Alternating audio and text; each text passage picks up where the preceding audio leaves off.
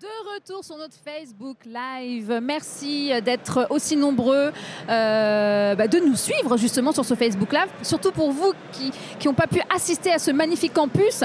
D'ailleurs, j'ai Agnès Pannier-Runacher qui va nous en parler de ce campus des territoires. Qu'est-ce que vous en pensez ? Beaucoup d'énergie, beaucoup d'enthousiasme, beaucoup de têtes aussi avec qui moi j'ai fait la campagne il y a 3 ans, donc beaucoup d'émotions. Une grande fierté de voir comment ce mouvement, cette force politique s'est développée et l'envie de continuer et d'aller plus loin. Je crois que c'est un vrai moment où on se remplit d'énergie pour la suite. Ça nous motive. Exactement. Alors, on le rappelle, Agnès, vous êtes secrétaire d'État auprès du ministre de l'Économie et des Finances. Donc, on va partir dans cette actualité. On va rentrer dans le vif du sujet. Alors, vous êtes secrétaire d'État auprès du ministre de l'Économie et des Finances. Quelle est votre mission aujourd'hui ? En gros, j'ai 2 grandes missions et 2 plus petites. Les 2 grandes missions, c'est le développement de l'industrie en France et l'accompagnement des commerçants, des artisans et des petites entreprises dans tout ce qui peut les aider à se développer, à trouver des compétences à recruter, parce que c'est aujourd'hui le principal point de blocage pour le développement et des industriels et du commerce et des artisans. Et puis, anticiper les transformations numériques, transformation écologique, énergétique, et les accompagner dans les mutations qu'elles doivent nécessairement poursuivre pour être encore là dans 10 ans et encore là avec des salariés. Et ça, c'est notre ambition, arriver au plein emploi.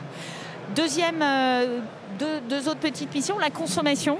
Être aux côtés des consommateurs, les protéger. C'est une mission très importante de tous les jours, faire en sorte que ce que vous mangez, ce que vous achetez est conforme à l'étiquetage, qu'il n'y a pas de danger pour la santé, mais qu'il n'y a pas non plus de tromperie sur la marchandise. Et puis, l'accompagnement des entreprises en difficulté, c'est l'autre revers de la médaille. Et ça, c'est des dossiers où il faut s'investir très fortement pour faire en sorte de proposer un accompagnement personnel aux personnes qui sont concernées. Quand vous avez des grands sites industriels, par exemple, qui sont menacés. Et puis, lorsqu'on est dans l'industrie, parce que c'est très difficile de revenir en arrière quand un site disparaît, de le reconstruire, faire en sorte de trouver des repreneurs si on a le sentiment que c'est une activité qui est durable, qui a de la performance et dont la disparition est un problème pour la France. D'accord, c'est beaucoup de travail. Pas mal de travail. En fait, par rapport à l'image de Bercy, d'abord Bercy, c'est beaucoup de choses. C'est pas que l'économie et les finances, c'est aussi le budget. Moi, je m'occupe pas du tout de budget. Et puis, on imagine que c'est quelque chose de froid et lointain, mais c'est très concret. Voilà, la réalité du terrain, c'est le miel, l'étiquetage du miel, c'est des choses très concrètes. C'est dans votre frigidaire, c'est quand vous allez au travail. C'est tous les sujets sur lesquels on doit travailler. Très bien. Alors, j'ai vu que vous aviez passé beaucoup de temps au Parlement sur la loi Pacte. En 2 mots, qu'est-ce que c'est la loi Pacte ? La loi Pacte, c'est une loi qui vise d'abord à permettre aux entreprises de se développer mieux en faisant en sorte qu'elles n'aient pas d'obstacles administratifs. Et puis, c'est aussi une façon de les engager dans un capitalisme plus inclusif. Je vous donne quelques exemples.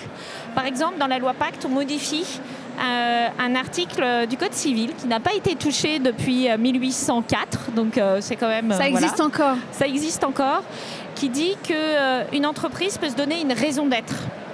Et ça, c'est important. Ça veut dire qu'une entreprise, elle n'est pas juste là pour gagner de l'argent. Elle s'inscrit dans un environnement, elle s'inscrit dans des territoires, elle s'inscrit et travaille avec des gens, les salariés, mais également toutes les personnes qui sont autour. Et elle a une responsabilité à ce titre. Et elle peut assumer cette responsabilité et être soutenue par ses actionnaires parce qu'elle assume cette responsabilité.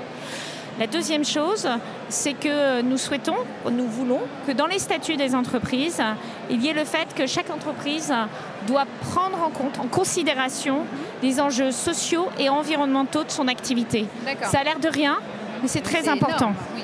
Troisième exemple, les femmes. Aujourd'hui, on a 17% de femmes qui sont chefs d'entreprise. Quand on pense qu'on a 16% de femmes qui sont mères, finalement, c'est un peu le même combat. L'idée, c'est qu'il n'y a aucune raison de se priver de ce vivier de talent. Les études le montrent, les études académiques.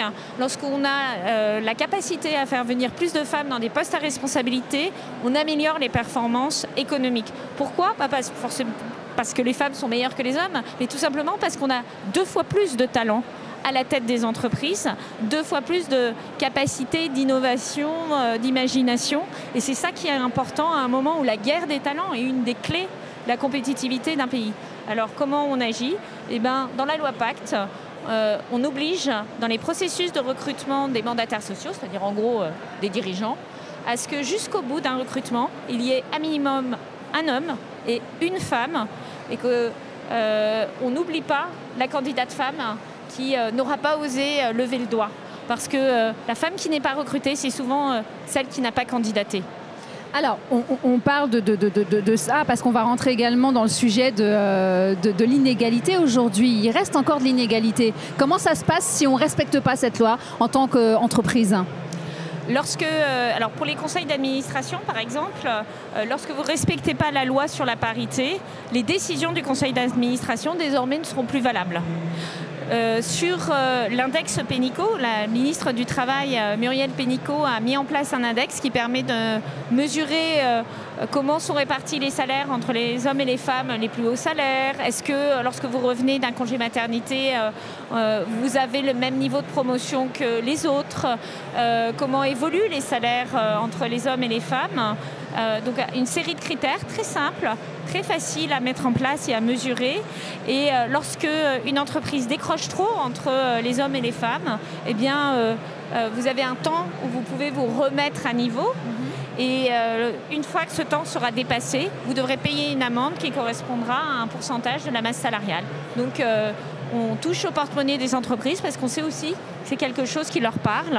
Et puis la réputation, c'est-à-dire cet index est publié et on sait que lorsque vous êtes un talent et que vous cherchez à être employé, ben vous allez peut-être regarder cet index et vous dire très peu pour moi parce qu'ils n'ont pas une très bonne note. Moi, je préfère aller dans l'autre entreprise. Donc ça sera très surveillé. Exactement. D'accord. Alors, les territoires sont importants pour la République En Marche. Quelle politique en particulier pour développer les entreprises justement sur ces territoires ?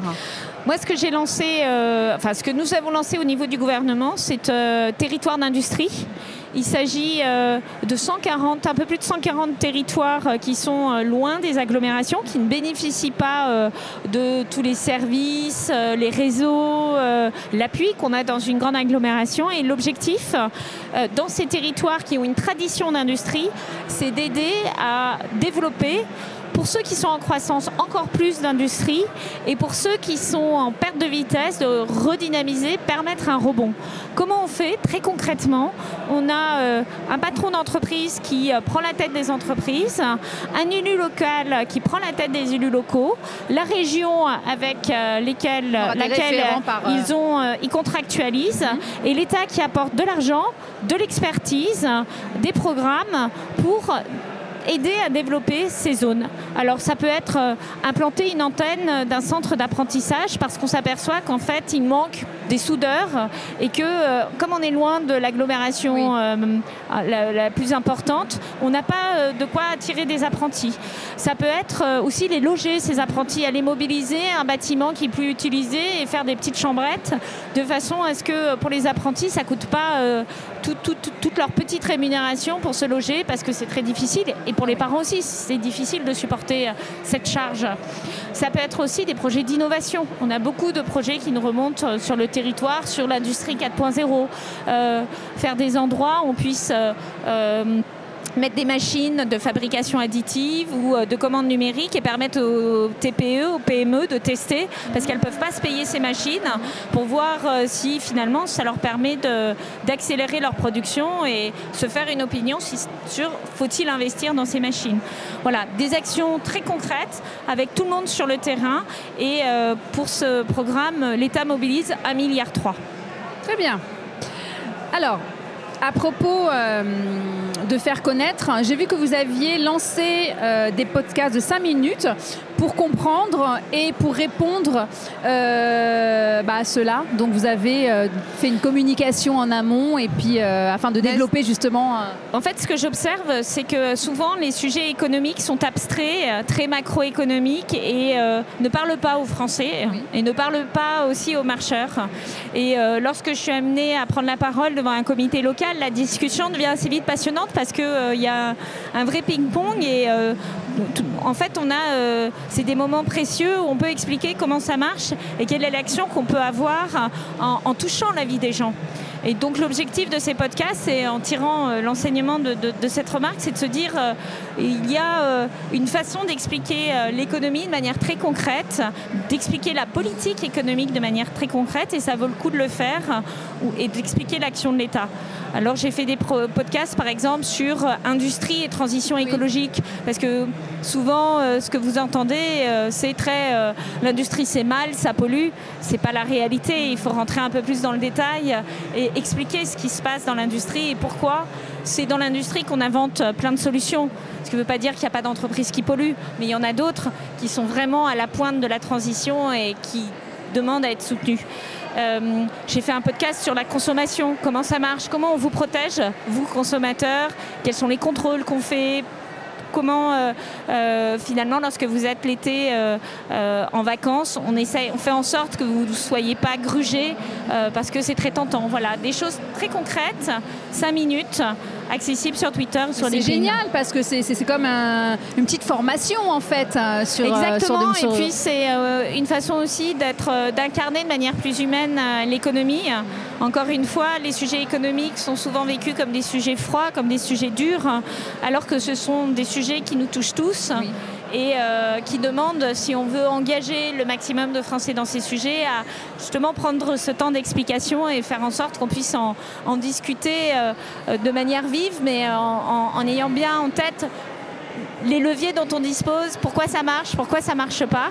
Et voilà, et là on construit un débat démocratique qui fonctionne. Exactement, et c'est surtout pour ce bon développement des entreprises. Donc Agnès travaille dessus, elle continuera à travailler dessus. Et puis merci beaucoup pour votre présence. Merci beaucoup, et moi je suis ravie d'être là. Et nous aussi. J'espère que les internautes qui nous regardent vont continuer à se connecter et auront l'opportunité, lorsqu'on le refera, de venir sur place. Exactement, parce que, pour la prochaine fois. C'est the place to be. Voilà, merci exactement. À tous. Merci Agnès. Au revoir et bonne continuation.